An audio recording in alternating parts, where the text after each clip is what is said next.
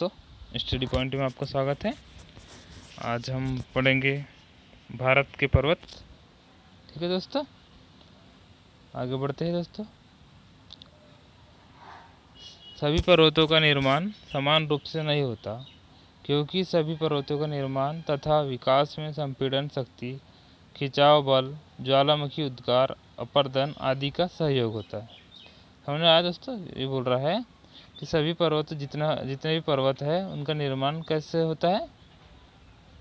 निर्माण समान रूप से नहीं होता, क्योंकि पर्वतों के निर्माण तथा विकास में संपीड़न शक्ति, खिंचाव बल, ज्वालामुखी उद्गार, अपरदन आदि का सहयोग होता है। ठीक है दोस्तों,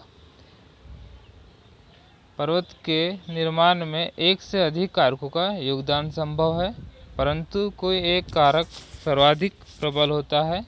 इसका वर्गीकरण इस पर आधारित है। ठीक है दोस्तों, पहला पढ़ेंगे हम वलित चट्टान।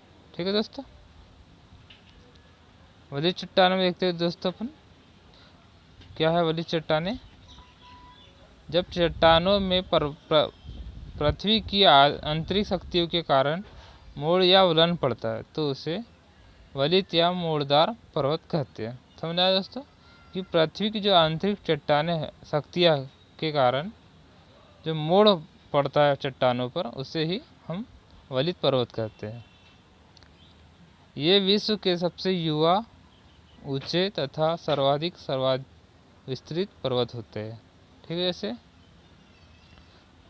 ये महाद्वीपीय किनारों पर या फिर उत्तर से दक्षिण या पश्चिम से पूर्व दिशा में पाए जाते हैं।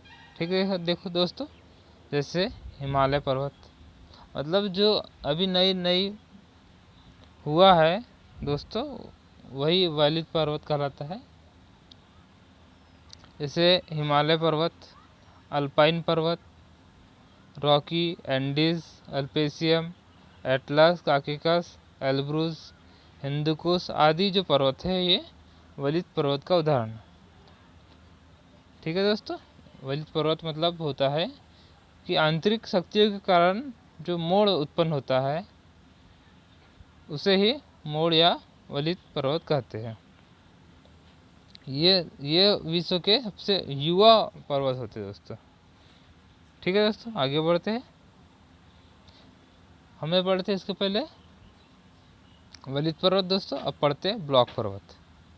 ठीक है दोस्तों, ब्लॉक पर्वत कैसे होते हैं देख लेते हैं। ब्लॉक या अवरोधी पर्वतों का निर्माण तनाव या खिंचाव की शक्ति के द्वारा होता है। खिंचाव के कारण धरातलीय भागों में दरारें या भ्रंश पड़ जाते हैं, जिसके कारण धरातल का कुछ भाग ऊपर उठ जाता है और कुछ भाग नीचे दब जाता है।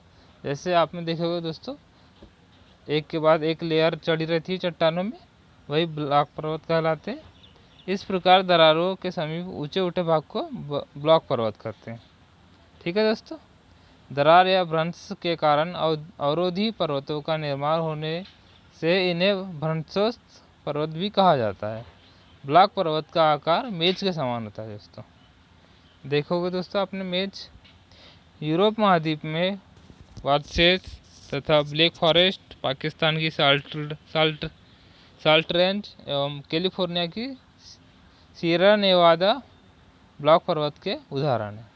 ठीक है दोस्तों, नेक्स्ट अपन पढ़ते हैं हम गुंबदाकार पर्वत। इसके पहले हमने पढ़े दोस्तों वलित पर्वत, उसके बाद पढ़े ब्लॉक पर्वत, अब पढ़ रहे गुंबदाकार पर्वत। जब पृथ्वी की धरातलीय भाग में चाप आकार में उभार होने से धरातलीय भाग उड़ जाता है, उसे ही गुंबदाकार कहते हैं। ठीक है दोस्तों, दक्षिण टकोदा की ब्लैक पहाड़ियाँ और न्यूयॉर्क एडिरॉन्डक पर्वत गुंबदाकार पर्वत के उदाहरण हैं। ठीक है दोस्तों, आगे बढ़ते हैं दोस्तों। फिर है अवशिष्ट पर्वत। ठीक है, अवशिष्ट शक्तियों द्वारा पर्वतों के अत्यधिक उपरदन के कारण ये कटकर नीचे हो जाते हैं। इन्हें घर्षित या अवशिष्ट पर्वत कहते हैं। ठीक है दोस्तों, कि अत्यधिक अपर्दन होता है, उसके कारण से ये नीचे कटकर आ जाते हैं। इन्हें घर्षित या अवशिष्ट पर्वत कहते हैं। ठीक है दोस्तों, एग्जाम्पल देखेंगे। वर्तमान समय में वलित पर्वत से भी आगे चलकर नदी, हिमनद, वायु, तुषार द्वारा कटकर तथा घिसकर निम्न पर्वत के रूप में धारण कर लेते हैं। ठीक है दोस्तों, उदाहरण देखते हैं। भारत का विंध्याचल पर्वत, अरावली पर्वत, सतपुड़ा पर्वत, महादेव पर्वत, पारसनाथ आदि अवशिष्ट पर्वत क्या है? अवशिष्ट पर्वत के उदाहरण है। ठीक है दोस्तों, फिर नेक्स्ट है ज्वालामुखी पर्वत। ज्वालामुखी पर्वत के उद्गार से निश्चित लावा राख चूर्ण के संग्रह से ज्वालामुखी पर्वत का निर्माण होता है। ठीक है दोस्तों, ज्वालामुखी पर्वतों का ढाल मुख्य रूप से लावा के स्वभाव तथा विखंडित पदार्थों की मात्रा पर आधारित होता है। ठीक है, एग्जाम्पल देखते हैं दोस्तों। किलिमंजारो जो अफ्रीका महाद्वीप में स्थित है, कोटोपेक्सी। ठीक है, नेक्स्ट है माउंट रेनियर, हुड, शास्ता, फ्यूजीनामा जो जापान में है, विसुवियस जो इटली में है, एकांगाकुआ जो चिली में है। ये सभी दोस्तों ज्वालामुखी पर्वत के उदाहरण हैं। फिर नेक्स्ट है दोस्तों भारत के पर्वत और उनके चोटियाँ देख लेते हैं दोस्तों कौन कौन सी हैं। पहला है दोस्तों काराकोरम पर्वत। तो काराकोरम पर्वत है, उसकी ऊंची चोटी कौन सी दोस्तों? K2 गाड़ीविन ऑस्टिन जो कि पाक ऑक्युपाइड कश्मीर पर है। सेकंड दोस्तों हिमालय पर्वत। हिमालय पर्वत की सबसे ऊंची चोटी दोस्तों माउंट एवरेस्ट जो तिब्बत में है। ठीक है दोस्तों, और इसे नेपाल में सागर माथा नाम से भी जानते हैं। भारत में हिमालय की सबसे ऊंची चोटी है कंचनजंगा। ठीक है दोस्तों, दुनिया की सबसे ऊंची चोटी है माउंट एवरेस्ट और भारत में हिमालय की सबसे ऊंची चोटी है कंचनजंगा। नेक्स्ट दोस्तों अरावली की ऊंची चोटी है माउंट आबू गुरु शिखर। ठीक है दोस्तों, फिर है विंध्याचल पर्वत किसकी है? अमरकंटक। सतपुड़ा पर्वत की है धूपगढ़ चोटी। और दक्षिण भारत की सबसे ऊंची चोटी है दोस्तों अन्नामलाई, ये अनाईमुदी है दोस्तों। अन्नामलाई पहाड़ी पर अनाईमुदी है। और उसके बाद है नीलगिरी पर्वत पर है डोडा बेट्टा, ये दक्षिण भारत की सेकंड ऊंची चोटी है दोस्तों। आगे बढ़ते दोस्तों मिजो पहाड़ी। मिजो पहाड़ी की चोटी है दोस्तों सबसे ऊंची ब्लू माउंटेन। पूर्वी घाट की सबसे ऊंची है विशाखापट्टनम। छोटा नागपुर पठार का सबसे ऊंची चोटी दोस्तों पारसनाथ। उत्तरी सह्याद्री की है कालसूबाई और दक्षिण सह्याद्री की है कुद्रेमुख। ठीक है दोस्तों, आगे बढ़ते हैं। हिमाचल पर्वत की उत्पत्ति एवं विकास कैसी हुई ये देख लेते हैं दोस्तों। आज से करोड़ों वर्ष पूर्व पृथ्वी पर महाद्वीप और महासागरों का विभाजन आज से सर्वथा भिन्न था। हिमालय पर्वत और उसके पूर्व में स्थित बर्मा के पर्वत तथा पश्चिम की ओर हिंदुकुश पर्वत से लेकर के यूरोप में फैली आल्प्स व कार्पेथियन पर्वत श्रेणियों तक एक विशाल महासागर लहराता था, जिसे क्या कहते थे दोस्तों? तैथित सागर कहा जाता था। कि आज जो हिमालय पर्वत है दोस्तों, इसके पहले वहाँ पर एक तैथित सागर हुआ करता था। ठीक है दोस्तों, इस सागर के दोनों तरफ महाद्वीपों का विस्तार था, जिसमें इसके उत्तर में स्थित महाद्वीपी को अंगारा भूमि कहते थे और दक्षिणी भाग को बोलते थे दोस्तों गोंडवाना लैंड। ठीक है दोस्तों, ये गोंडवाना लैंड के अंतर्गत आता है भारत, जिसके अवशेष वर्तमान में दक्षिण अमेरिका के पूर्वी भाग, अफ्रीका, ऑस्ट्रेलिया और प्रायद्वीपीय भारत में विद्यमान है। ठीक है दोस्तों, विकास कैसे हुआ देखते हैं हिमालय पर्वत का। हिमालय पर्वत एक नवीन वलित पर्वत है, अभी हमने पढ़े। ठीक है दोस्तों, जो भारत की उत्तरी सीमा पर स्थित है। त्रिभुजाकार हिमालय उत्तर पश्चिम से पूर्व दक्षिण पूर्व की दिशा में लगभग 2400 किलोमीटर तक फैला हुआ दोस्तों। इस पर्वत की चौड़ाई है पश्चिम में 400 किलोमीटर तथा पूर्व में 160 किलोमीटर तक। फिर है असम के उत्तर पूर्व में हिमालय पर्वतमाला ब्रह्मपुत्र नदी को पार कर दक्षिण पश्चिम की ओर मुड़ जाती है।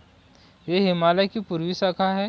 इन शाखाओं के अंतर्गत आने वाली पहाड़ियों के नाम उत्तर से दक्षिण की ओर है परकाई, फिर नागा, फिर है मिजोरम। असम में इनकी शाखा पूर्व पश्चिम की ओर फैली है, जिनकी मुख्य पहाड़ियाँ गारो, खासी, जयंतिया। ठीक है दोस्तों, फिर पढ़ते हम वृहद हिमालय। ठीक है दोस्तों, हिमालय के भाग में आता है। सबसे ऊंचा वाला जो पार्ट है ये वाला वृहद हिमालय कहलाता है दोस्तों। उसके बाद में है हिमालय के नीचे वाला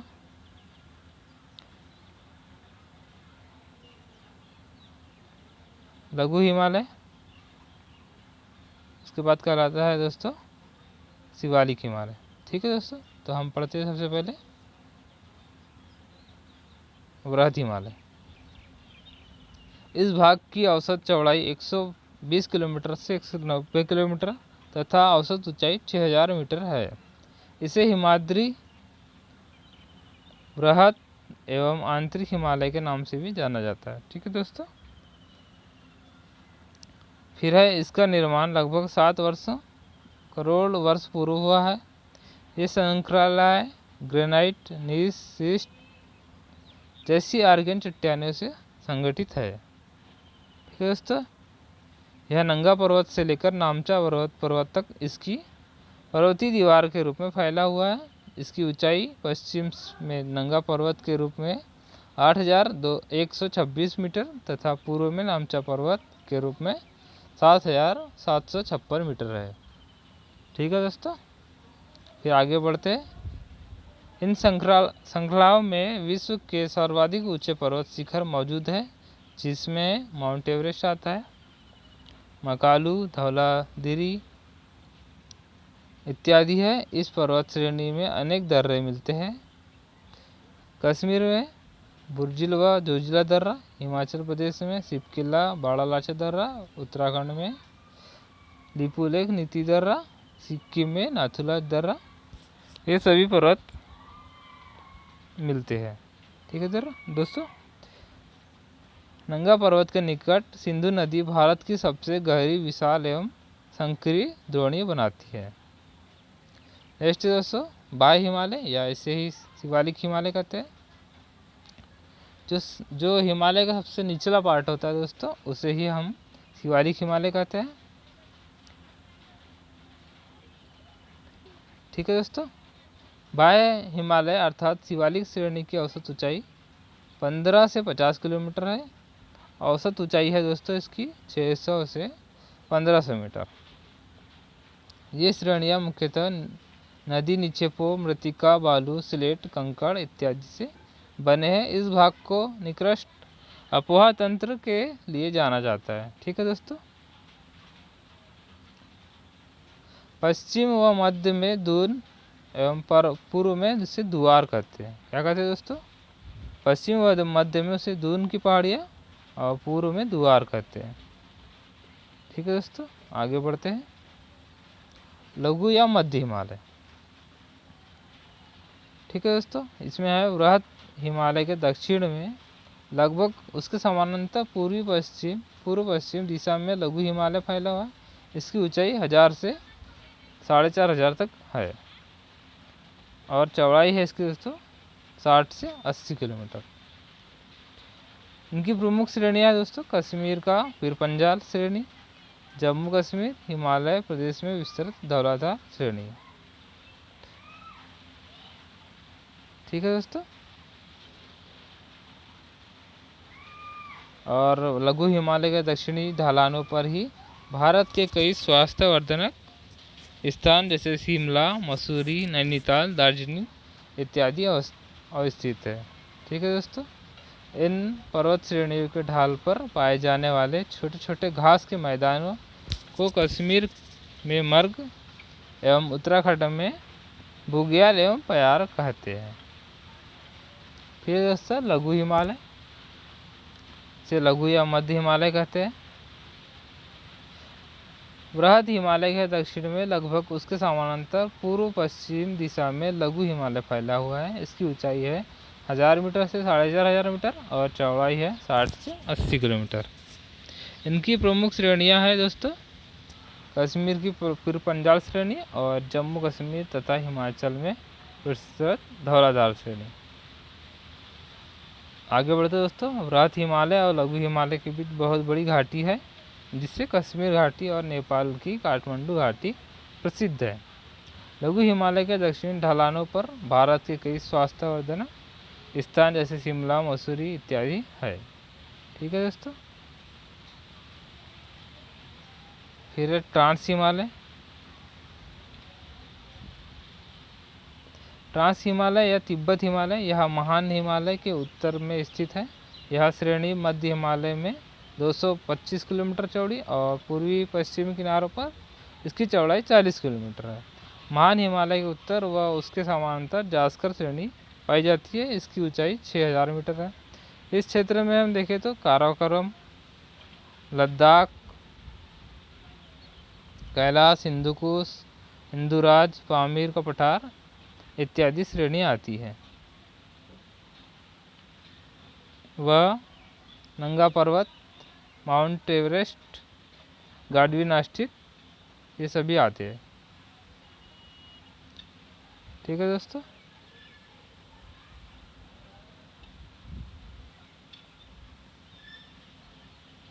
आगे पढ़ते हैं हम। अब पढ़ते हैं भारत के प्रमुख दर्रे।